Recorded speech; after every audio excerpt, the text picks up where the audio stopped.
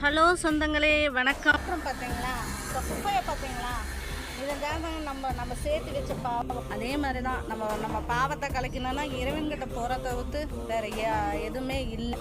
அதுக்கோசரம் தான் அறிஞ்சும் அறியாமலும் செஞ்ச பாவங்களை நம்ம எப்படியாச்சும் ஒன்று போக்கணுங்க. அதுக்கு நம்ம குலதெய்வ கோயிலுக்கு போய் இறை முக்தியை கிடைக்கிறதுக்கு அவங்ககிட்ட வேண்டதை தவிர்த்து வேறு இல்லைங்க.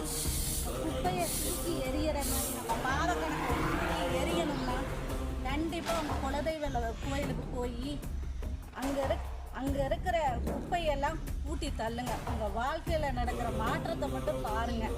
எப்படி தீர்த்த வச்சிருவாங்க. அந்த அளவுக்கு ஆற்றல் நம்ம குலதெய்வத்துக்கு இருக்குது. எத்தனையோ தெய்வத்தை வேணுனாலும் நம்ம குலதெய்வம் ஒரு காவல் தெய்வம் மாதிரி எல்லாமே சொல்லலாம். ஏன்னா இவங்க பர்மிஷன் கொடுக்கலைன்னா வேற எந்த தெய்வத்துக்கிட்டையும் போனாலும் உங்களுக்கு அருளே கிடைக்காதுங்க. குலதெய்வ கோயிலுக்கு போகணும்னா அவங்க மனசு நிறைவா ஏதாவது ஒன்று செய்யுங்க. அந்த அம்மாவுக்கு பிடிச்ச மாதிரி என்னென்ன செயல் செய்கிறீங்களோ அந்த அளவுக்கு உங்களுக்கு பிடித்தமான வேலையெல்லாம் அந்த அம்மா நடத்தி கொடுப்பாங்க.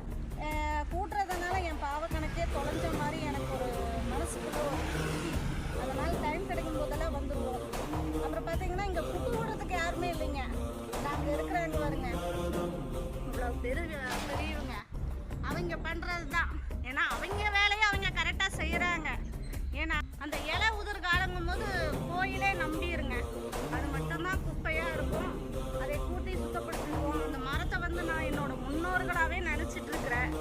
ஏன்னா இந்த போகிற வரவங்களுக்கு எல்லாமே இலைப்பாடுறதுக்கு ஒரு நல்ல இடம், நல்ல தூய்மையான காற்றை தரவங்க இவங்க தான். அட்லீஸ்ட் நீங்கள் உங்கள் கோயிலில் மரம் நட்டு வைக்க முடியலைனாலும் அவங்கள பாதுகாக்கக்கூடிய நடவடிக்கை எல்லாமே எடுங்க. அது நோய் வராமல் இருக்கிறதுக்கு பாதுகாத்தீங்கன்னாவே ஒரு மரம் வளர்த்துறதுக்கு சமந்தான். மரத்தை நட்டு வைங்க. இல்லை மரம் காக்கிறதுக்கு ஏதாச்சும் ஒரு புண்ணியமான செயலை வாழ்நாள செய்யுங்க.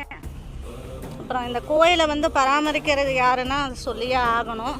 எங்கள் வீட்டுக்காரோட அப்பா ஒரு வருஷத்துக்கும் இன்னொரு பங்காளி இன்னொரு வருஷத்துக்கும் கும்பிடுவாங்க. நம்மளுக்கு யார் கும்பிட்டா என்ன, நம்மளுக்கு வேண்டியது குலதெய்வம் தான், அந்த அம்மாவோட ஆசீர்வாதம் தான் சொல்லிட்டு நான் யார் கும்பிட்டாலும் சரிங்க, இந்த கோயிலுக்கு வராமல் நான் இருக்க மாட்டேன். நம்ம முன்னோர்களை நினச்சி அதை சார்ந்த வழி அந்த தெய்வத்தை நினச்சி இருந்தோம்னாவே வாழ்க்கையில் எல்லா துன்பமும் நீக்கி நம்ம வாழ்க்கையில் ஒளி வீசும். நன்றி, வணக்கம்.